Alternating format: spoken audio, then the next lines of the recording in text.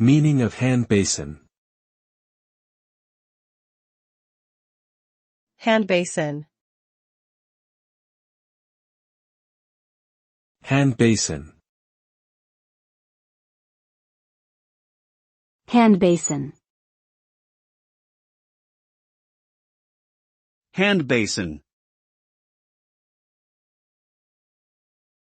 A handbasin is a type of sink that is typically found in bathrooms and used for washing hands, face, or other small body parts.